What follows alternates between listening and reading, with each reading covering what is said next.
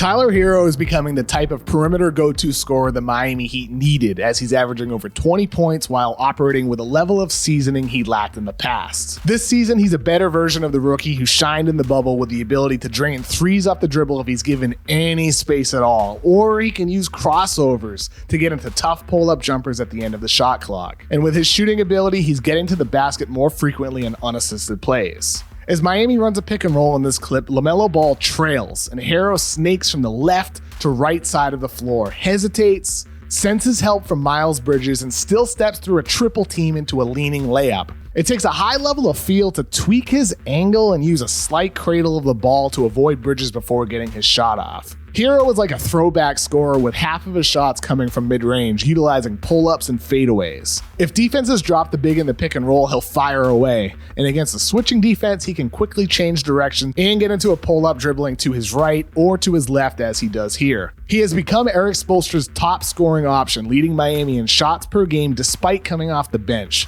Herro's usage has increased in all 3 seasons of his career, whether it's the touches he logs, the amount of times he dribbles per touch, or the amount of plays he's actually running. Spoelstra wants to feed Herro the ball. On an inbound with 6 seconds on the shot clock, Miami passes to him and he immediately uses a Bam Adebayo screen to dribble toward a paint being protected by Rudy Gobert. Herro turns, pauses his dribble, then throws up a one-legged jumper over a backpedaling Gobert. That's just freaking nasty by this dude. Floaters are another big reason why he shoots so much from mid-range. He can take trick shots from unusual angles to show off his soft touch, and even in scramble situations like here against the Nets, Herro stays under control. He slams the brakes into a baseline floater because he can make any shot from any spot on the floor. The Heat use Herro all over. In the pick and roll, he only needs a sliver of space to launch off the dribble from 3, so defenses can't misplay the screen or else he shoots it. And handoffs, Herro can rip through moving away from the basket, turn for a 3, and in this instance, the Bucks give him way too much room to shoot. Or on this play, he brings the ball up and runs straight into a handoff for a 3. Because Herro is such a shooting threat, the Heat have plays designed to get him going to the rim, such as this inbound. He moves like he's sprinting through a handoff by Jimmy Butler, which takes the momentum of Patty Mills in that direction. Herro goes the other way for an open layup. His heads-up cutting in design plays and in spontaneous off-ball cuts make for a perfect connection with Butler and Kyle Lowry, and for the Heat as a whole, really. Miami's player and ball movement has been like the beautiful game Spurs this season. Sequences like these are just absolutely gorgeous. I mean, what is there to say, but this is just basketball at its finest. And Herro fits right in.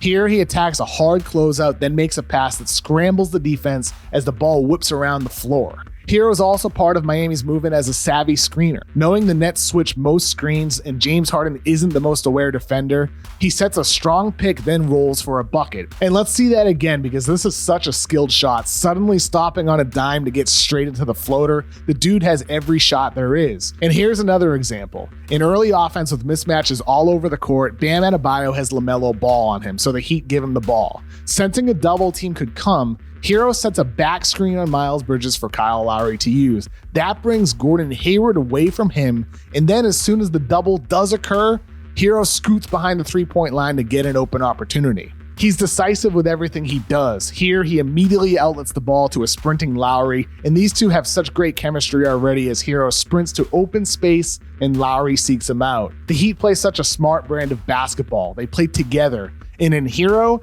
they have an emerging scorer who could get his shot off regardless of the defense. If he keeps this up, Miami should be considered a major NBA Finals threat. Let's say Herro's for real. He keeps this up or he even gets better. He could be the final piece of the puzzle for the Miami Heat. They got Jimmy Butler with his slashing downhill style, and he's more of a playmaker. Kyle Lowry, he's also more of a shot creator than a lead scorer. Bam Adebayo, excellent two-way big man. Duncan Robinson as a flamethrower jumper. PJ Tucker's PJ Tucker, and so on.